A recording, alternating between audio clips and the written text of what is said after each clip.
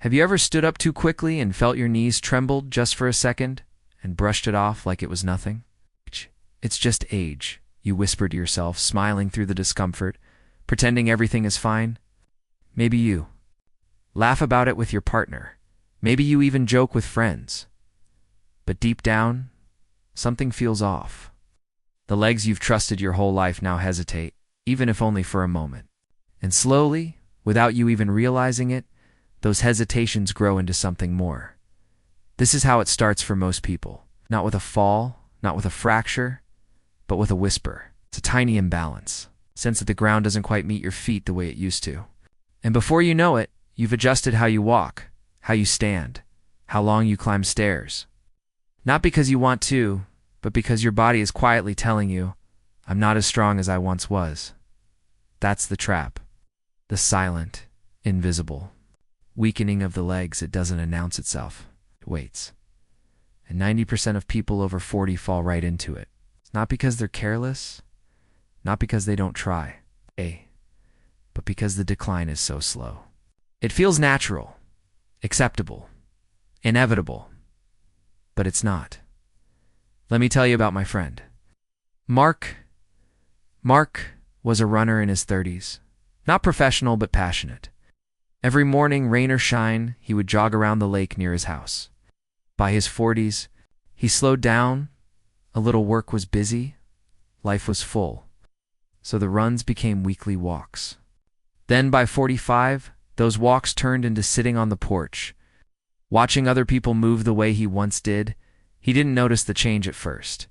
He still got up for work. He still did yard work on weekends. He still believed he was strong.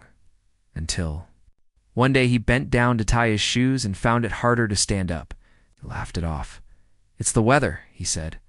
But the next week it was harder still. He needed to lean on the wall to get back up. And a month later he stopped wearing shoes with laces altogether. You see, the trap doesn't feel like a trap when you're in it. It feels like getting older. Like this is just how it goes. But aging doesn't have to mean weakening. That's what no one tells you. There are two major culprits hiding behind this weakening. The first, muscle loss. Starting as early. As age 30, we begin to lose muscle mass about 3 to 8% per decade. But here's the scary part. Once you hit 60, the rate doubles. It's called sarcopenia, and it doesn't make headlines. It doesn't scream for attention like a broken bone or a sprain, but it's just as dangerous because it strips your strength in silence.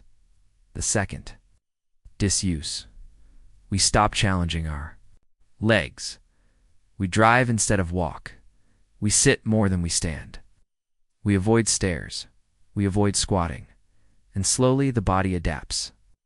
By giving up what it no longer needs, the human body is brilliant, but it's brutally efficient. If you don't use a muscle, it will remove it. Quietly, without warning. Think about it. When was the last time you really used your legs? Not just walked to the fridge, but bent down, stood up from the floor, climbed something, carried weight. Most of us don't. Not anymore. And that's how it begins. One day, you stop kneeling because it's uncomfortable. A week later, you avoid sitting on the floor with your grandkids. A year later, you can't get up without help. And suddenly, you're not just losing strength. You're losing freedom. But here's the truth. No one told you. It's not your age. It's the way the body responds. To a lack of movement, a lack of resistance, a lack of challenge. Because muscles don't care how old you are. They only care whether you're using them. Now, I know what you might be thinking. I walk every day. I'm active. I'm not in a wheelchair. I'm fine. But here's the thing. Even daily walking isn't enough. Walking keeps your heart healthy. It keeps you moving, but it doesn't build strength. Not the kind that protects your knees, your hips, your balance. To rebuild strength, especially in the legs, you need resistance. Challenge, something that tells your muscles, hey, I still need you. Without that message, your body gets the opposite signal. Let it go. We don't use this anymore. And so, it lets go. You might notice your legs feel more tired. You sit down more often than you used to. You hesitate before getting up to. Fast, you feel just a bit unsteady when reaching for something overhead. It's subtle, it's quiet, but it's happening. And this is exactly why so many people, 90%, in fact, fall into this weak leg trap after 40. They don't notice it at first. They don't fight it until it's too late. And by then, rebuilding is harder, but still possible. Still possible. Because even if the weakening began years ago, even if you've already felt that moment of wobbling knees or stiff ankles or struggling to climb stairs, there's still time. But you have to understand the real enemy. Not aging, not genetics, not bad luck. Disuse. Let's walk a little deeper into this together. Because in the next part, we're going to uncover how this trap changes your body, your bones, your brain, and how a few quiet decisions made over time can become the difference between walking tall into your 80s or needing help before 60. It's not about looking younger. It's about staying strong enough to live the life you love. Let's keep going.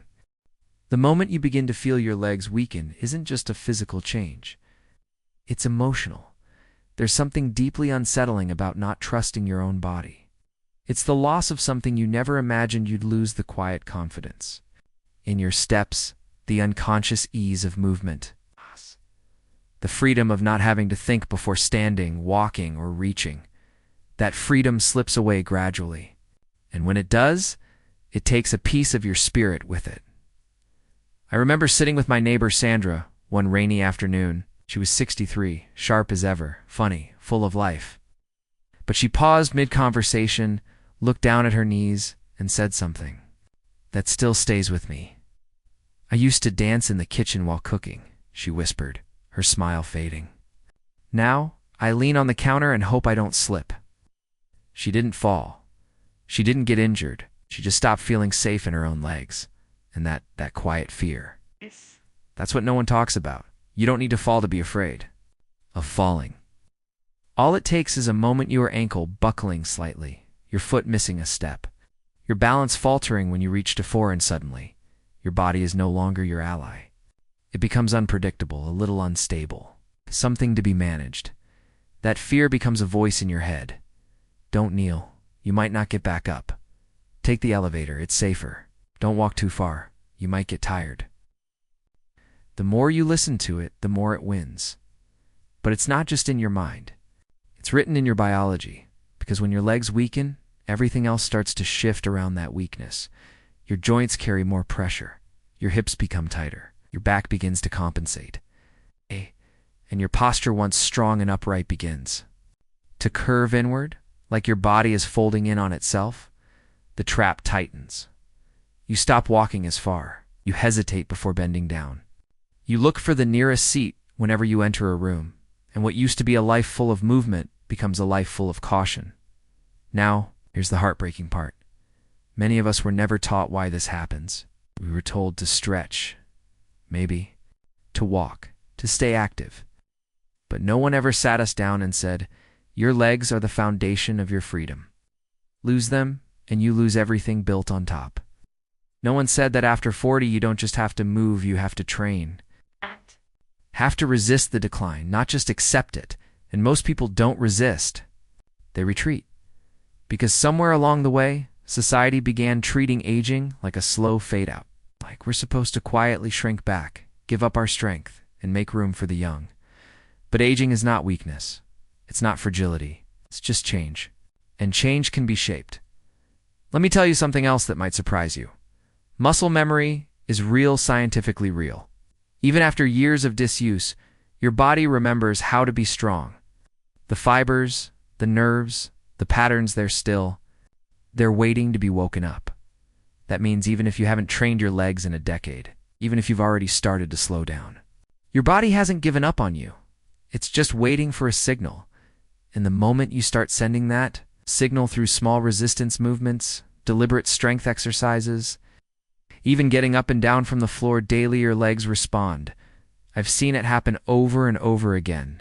People in their 60s and 70s reclaiming their strength, standing taller, walking further, sitting on the floor and playing with their grandkids again. Not because they took magic pills. Not because they joined a gym, but because they stopped accepting. The decline is inevitable. They got tired of being careful. They wanted their freedom back, and they fought for it with squats, lunges, step-ups, resistance bands, and patience. But more than that, they changed the way they thought about their legs, because the real damage, it's not the muscle loss. It's the belief that nothing can be done. Once you believe that lie, you stop trying. And when you stop trying, you start fading. This is why I'm telling you all of this. Because someone needs to say it clearly. You are not broken. You are not too old, and it is not too late. The trap was never the aging itself. The trap was thinking that weakness was the only option. But now that you know you can step over that trap, you can choose different. I'm not saying it will. Be easy. Some days, your knees will complain. Your thighs will shake. Your balance might still falter. But every rep, every step, every time you choose to move instead of sit, you are sending a message to your legs. I still need you. Don't go. And they'll listen, because your body is listening all the time. It just needs to be reminded what it's capable of.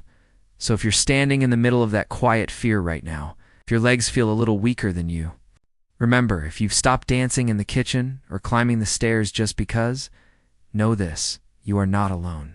Most people your age are feeling the same. But you don't have to walk the same path. You can choose strength. You can choose resistance.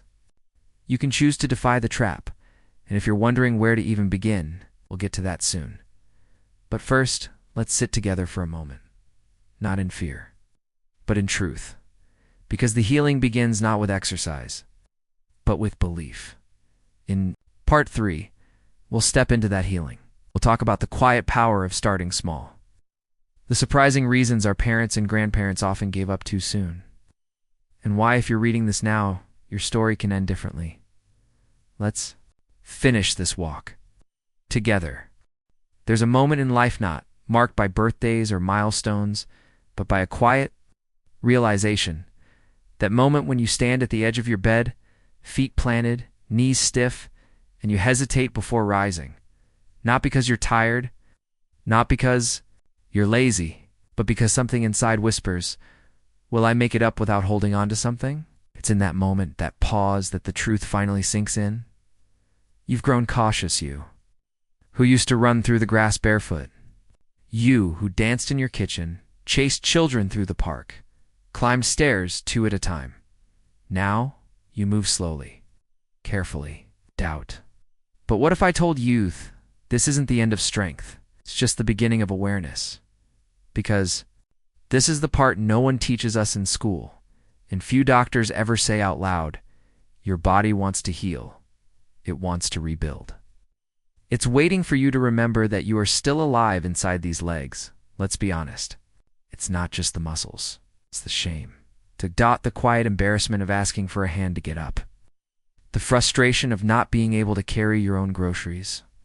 The guilt when your grandchild says, come down and play, and you have. To say no, you didn't choose this weakness. You didn't want it.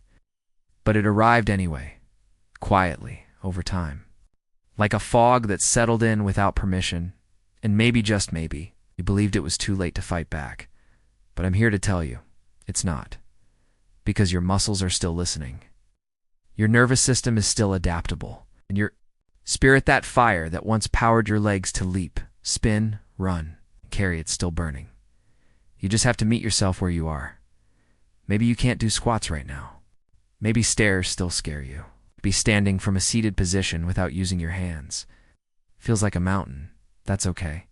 Because the path back to strength doesn't begin with perfection. It begins with honesty. Maybe the first step is simply sitting on the floor and standing back up once a day. Maybe it's walking just a little further than you did yesterday. Maybe it's pausing at the bottom of the stairs, breathing deep, and climbing one more step than you thought you could. Every act of resistance, no matter how small, is a whisper back to your body, I'm still here, and I still need you. It doesn't matter if you're 42 or 72. Strength is not about youth. It's about attention, intention, repetition, and yes, patience. Let me tell you something else that might surprise you. Many of our parents, our grandparents, those who seemed to grow frail so fast, it wasn't just age, it was resignation. They believed the lie that after a certain age, the body only declines, that once you slow down, you never speed back up. That weakness is a fact, not a choice. But you're living in a different time, a time where knowledge is everywhere, where tools are accessible, where strength can be reclaimed, sometimes faster than you imagine. If you simply begin, and that's all you have to do, begin.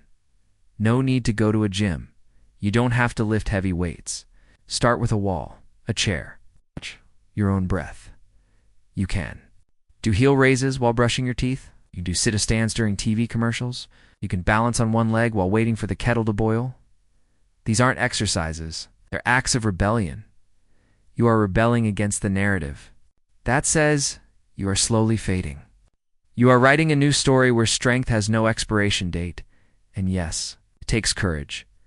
It takes courage to look at your reflection and say, I've lost some strength, but I can get it back. It takes courage to move, even when your knees ache, to fight even when no one sees your effort, to rise over and over, even when your own legs tremble. But healing was never loud. It's quiet, like roots growing in the dark. And with time, those roots become strong enough to hold up trees. You are that tree. So, if you've made it this far listening, reflecting, maybe even wiping away a quiet tear you've already taken, the most important step, you've chosen awareness. You've chosen to feel. And that is where true strength begins. Let me leave you with this.